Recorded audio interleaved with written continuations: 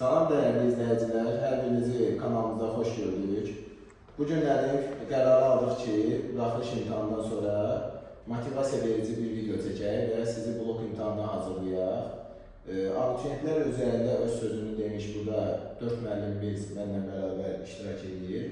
Vüsal müəllim, tarix müəllimi, Elcan müəllim, coğrafiya müəllimi və Taha müəllim, ingilis dili müəllimi. Düzdür, Vüsal müəllimlə Elcan müəllim blok fənləri haqqında danışacaq və buraxılış fənləri haqqında da biz fikirlərimizi deyəcəyik bu günlərin.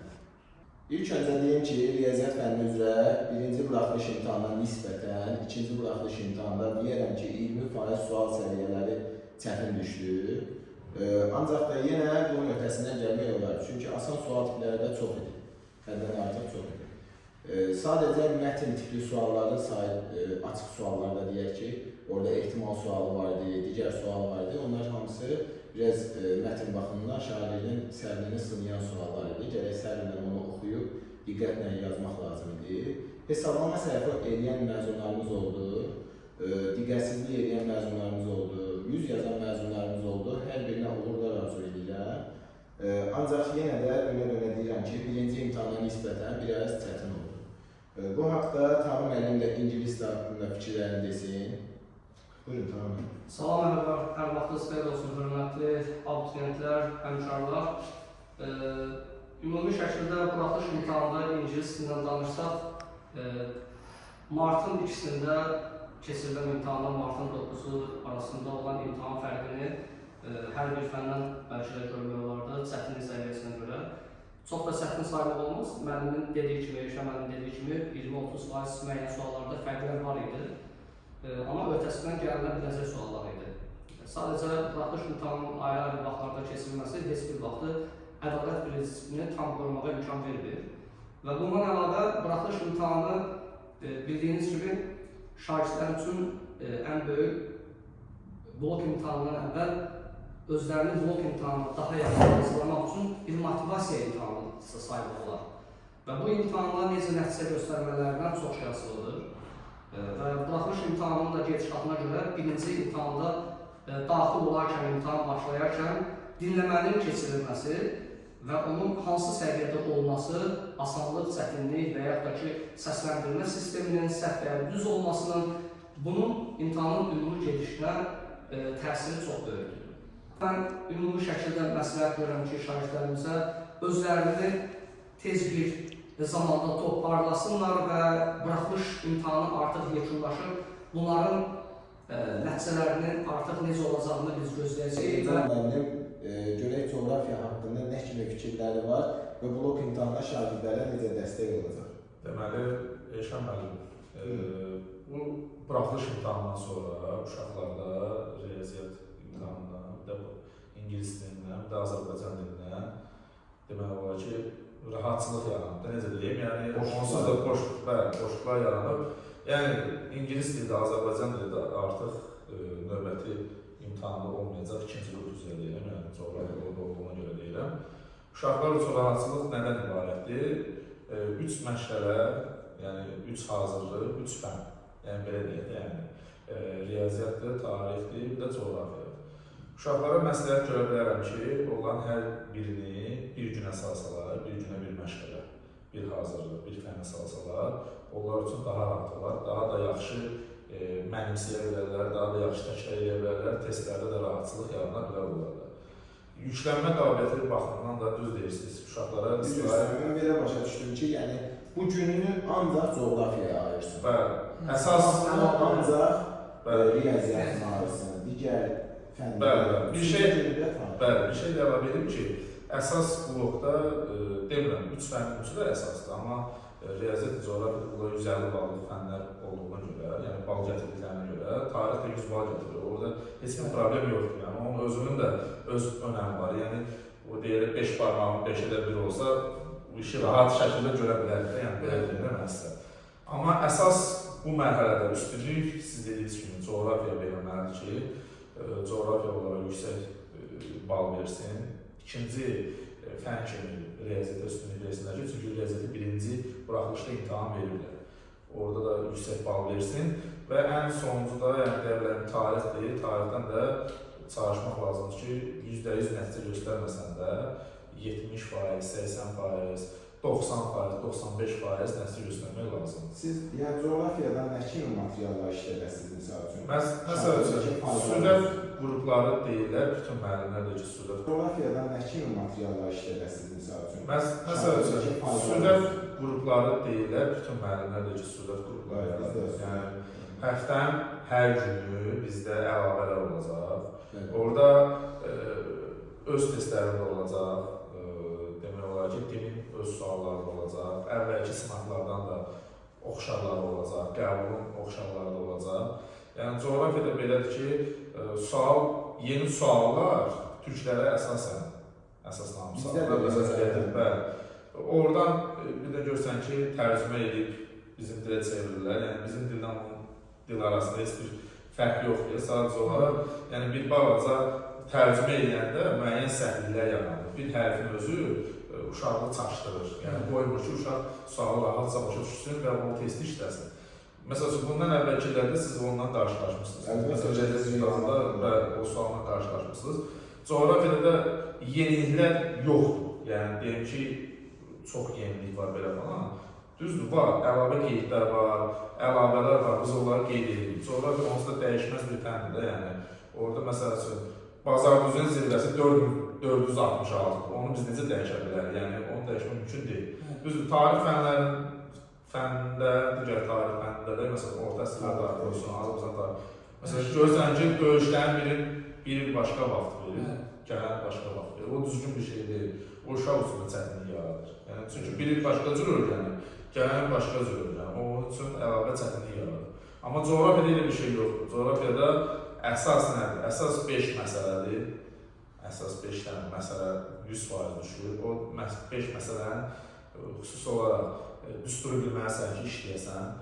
Düzdür, məntiq tələb edən suallar da var, yəni məsələlər də var. Onlar da uşaq riyaziyyatdan hesablamaq, toplamaq, çıxmaq, bölmək, vurmaq, tənqid qurmaq, faiz qurmaq bacarırsa, onları hər bir öhdəsinə gəlir.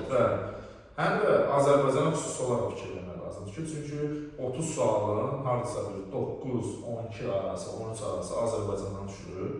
Onlara fikir vermək lazımdır. Koordinat məsələləri deyirlər. Keçən il salmışdılar, keçən il onu saat uşaqlarla da qarışdırıb bir yerdə vermişdilər. Necə deyim, kokteyl şəklində deyək də, belə deyək də, yəni günəşin düşmə bucağında əsasən vermişdilər. Hətta onu situasiya tipli salmışlar. Bu da uşaqlarda biraz çətinlik yaradırdı. Niyə çətinlik yaradır? Çünki uşaqların çoxluğunun riyazi qabiliyyəti aşağı olduğu üçün, yəni çoxluğunda qarışdırıb bir yerdə vermişdilər. Necə deyim, kokteyl şəklində deyək də, belə deyək də, yəni günəşin düşmə bucağında əsasən vermişdilər. Hətta onu situasiya tipli salmışlar. Bu da uşaqlarda biraz çətinlik yaradırdı. Niyə çətinlik yaradır? Çünki uşaqların çoxluğunun riyazi qabiliyyəti aşağı olduğu üçün, yəni çoxluğunda, yəni aşağı sinifdən yuxarıya gələndə, indi 10-11-də onları düzəldirlər. Müəllim yanına getməkdə onu düzəldirlər. Problem daha çox özünü göstərir o sınıfda. Amma şükür Allah ki, bizdə uşaqlar yaxşı nəticə göstərdilər. Məsələn, 29 yazan var idi, 28 yazan var idi, 27 yazan var idi. Biz sizin nəticələrinizi izləyirik, Allah'a şükür. Yəni, yüksək nəticələr çoxdur. Say etibarilə yanınıza gələn abituriyentlərdən nəticə göstərənlərin sayı həqiqətən artır. Bir də bunu da əlavə edim ki, Eşəməli. Üstəgəl də onu qeyd edir ki, bizim yanımıza gələn uşaqları biz heç vaxt imtihan eləmirik. Yəni, bizim səbəb olur. Səbəb nədir? Yəni, sıfırdan başlayır. Yəni, sıfırdan başlayıb 28, 29, 27, 25, 20, 23, yəni 15-dən yuxarı yazdırırsansa bu uşağı. Mən belə olsun ki, bazalı uşağı hazırlamaq asan bir şeydir. Yəni, bir şey ki, şagirdin bazası var, sadəcə siz ona istiqamət verir, müəyyən qüsurları qədləyib imtihan edir. Yəni, bir məsələnin siz isə sıfırdan hazırlayaraq uşağı bir məsələni də qeyd edim ki, yəni, hər il bizim bununla qarşılaşdıq da, yəni. Məsələn, keçən il bir dənə Şəbnəm adlı qızımız vardı, İmanzadə Şəbnəm. İndi onun qardaşı da mənim yanıma gəlir. Şəbnəm keçən birinci blok imtahanında kimi, yəni keçən birinci blok imtahanı kimi özünüz də tanıyırsınız, başqa bir müəllim yanına gedirdi, onun üstünə düzü qalmışdı. İndi burada biz özümüzü tərifləmirik, yəni burada hamımız öz sözümüzü demiş müəllimlərdir. İkinci blok imtahandan kimi o uşaq demək olar ki, əlavələrə gah gəlirdi, gah gəlmirdi, təkrara gah gəlirdi, gah gəlmirdi. Yəni ürəyi istədiyi kimi gəlirdi. Yəni birinci blokla ikinci blokun arasında nə qədər fərq ola bilər ki? 1 ay yarım, maksimum 2 ayda, yəni belə deyək də, yəni. O ikinci blokda 24 nəticə göstərmişdi. Yəni coğrafiyada, yəni qısa müddət ərzində, yəni onun da səbəbi testlər üzərində çoxlu işləmək və izah edədiyiniz testlərə axıra kimi dəqiqliklə qulaq asmaq, öz qeydlərini aparmaq. Yəni coğrafiyadan düşünürəm, riyazi hesablama ilə bərabər ən önəmli məsələlərdən biri xəritədə yaxşı işləməyə başlamaq, xəritə anlayışını yaxşı. 30 sualın 15-i xəritə tiplidir. 30 sualın 15-i xəritə tiplidir. İndi isə Vüsal müəllimi təqdim edək. Təbii ki, 3-cü qrupların riyaziyyatdan canı qutardı. Hətta inanın ixtisas seçimində, indi mən öz adıma demirəm, başqa digər müəllimlərin yanına gedənlərə deyirəm. Və onlar da qınamıram müəllimləri. Nəticə gətirirlər ki, ixtisas seçimi haqqında. Sizə də olur. Baxırsınız ki, İngilis dili 90, ana dili 90, riyaziyyat 10%, 10 bal. Yəni bu həqiqətən 3-cü qrupların riyaziyyata qarşı, o da demirəm, əksəriyyətinin 3-cü qrupda riyaziyyata qarşı maraqlı azdır. Ona görə bizlə tarix müəllimi haqqında ədavətimiz var. Buyurun, görək siz nə? Yerlər dəyişdiyinə görə də. Blok imtahanı haqqında nə kimi fikirləriniz var? Şagirdlərə nə kimi tövsiyə edə bilərsiniz? Aynen, blok imtahanı uşaqlara yığdığı nəticə artıq tarix olmuşdu. Maksimum riyaziyyat fənni olan nəticələr tarix olmuşdu.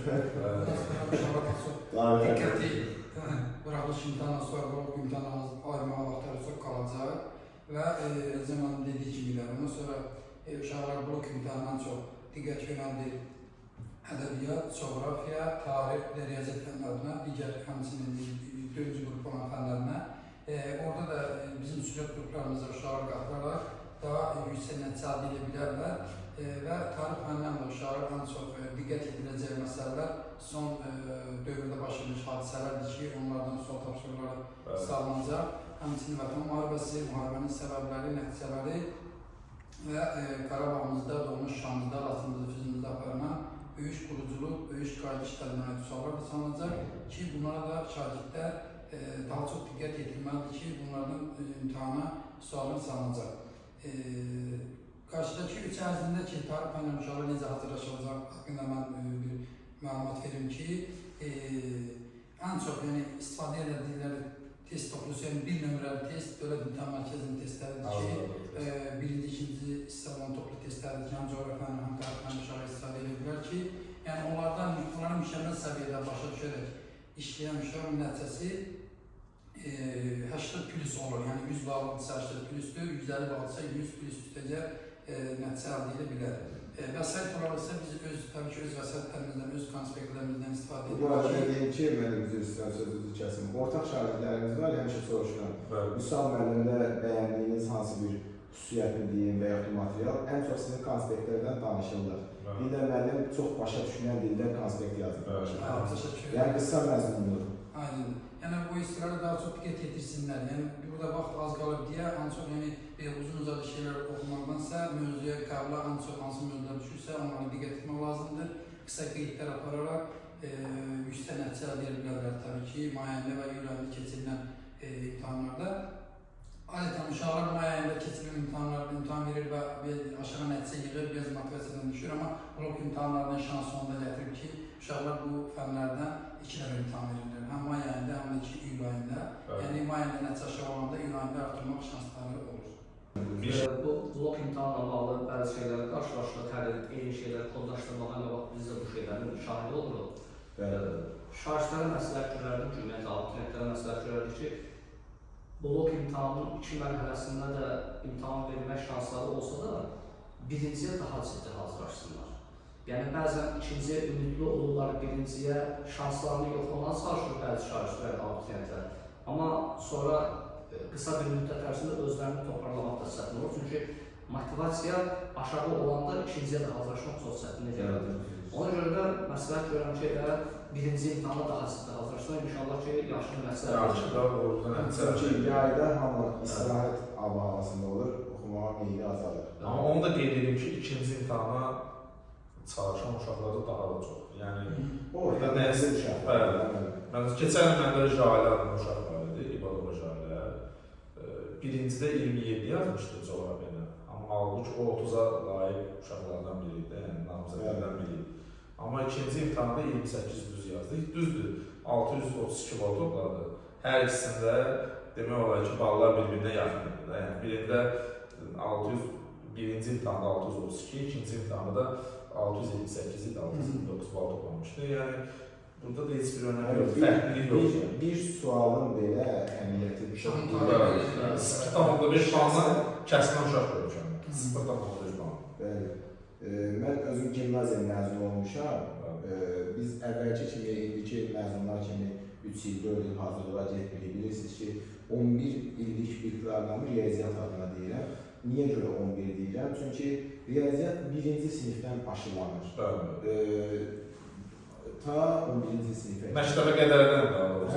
Yəni, hətta deyərəm ki, onu ibtidai sinif bazası olmayan abituriyentləri gec olur artıq məsələ öyrətmək. 11 illik proqramı biz 11 ayın içində hazırlayıb abituriyentləri qəbul elətdirmək istəyirik. Ancaq ki, biz özümüz, şəxsən mən 6-7 ay hazırlığa gedirəm. O proses bizdə daha qısadır. İngilis dilində bu 6-7 ay ərzində 11-ci siniflərdə. Hətta buna görə artıq şagirdlərimiz o proqramı çatdıra bilsin deyə avqust ayının əvvəllərində, yayın istisində cəmaatın istirahət edəcəyi bir müddətdə şagirdlər, abituriyentlər artıq avqust ayından əlavəyə başlayır. Dərslərə hazırlıqlara başlamağa məcburdular ki, martın imtahanların vaxtına görə çatdıra bilsinlər. Qasa-qasa dərs oxuyurlar. Şagirdlər üzərində yüklənmə baş verir, ona görə də çatdıra bilmirlər. Biz də şagirdləri qınamayaq, həqiqətən. Oxuyan şagird nəticə əldə edir. Bəli, əziyyət çəkən şagirdin əziyyəti heç bir İxtisas seçimi haqqında da deyim ki, düzdür, hər bir valideyn indidən düşünür ixtisas seçimi haqqında. İxtisas seçimi Elcan müəllimlə mütəxəssisliyi artıq illərdir, həm dərs deyir, həm ixtisas seçimi haqqında puxtələşir. Tağı müəllimdə, Vüsal müəllimdə, mən də. Biz bir-birimizlə, misal üçün, mən coğrafiya və yaxud da ikinci qrup haqqında bilmədiyim bir fikri, məlumatı, valideyni heç vaxt vermirəm. Həmişə müəllimlə məsləhətləşib, ondan sonra bu fikirləri bildirirəm. Ona görə yenə deyirəm, ixtisas seçimi haqqında müraciət edə bilərsiniz. Elcan müəllim, Tağı müəllim, İnşallah ixtisas seçimi ilə bağlı növbəti görüşlərimizdə sizə ətraflı tam olaraq məlumat veriləcək. Məsləhət görürəm ki, ixtisas seçimi, yəni sizin dediyiniz, kodlaşdırma dediyiniz bu məsələ haqqında da inşallah söhbətimizdən də əlavə sizə geniş şəkildə məlumatlarımız, məsləhətlərimiz olacaqdır və bu işlər yaxından sizə dəstək göstərməyə çalışacağıq və bir buraxılış imtahanının yekununu yola saldığımız kimi mən bir ingilis müəllimi olaraq da bütün şagirdlərə, abituriyentlərimizə hamısına blok imtahanlarda da uğurlar arzulayıram. Heç də motivasiyadan düşməyin, irəliyə doğru. Aşağıdakı blok imtahanlarda yüksələn. Həqiqətən böyük bir vaxt qalır, az bir vaxt da deyil, çünki ikinci şans imtahanı da var. Kanalımıza abunə olmağı, bəyənməyi də unutmayın, hər birinizə uğurlar. Diqqətinizə görə sağ olun. Sağ olun.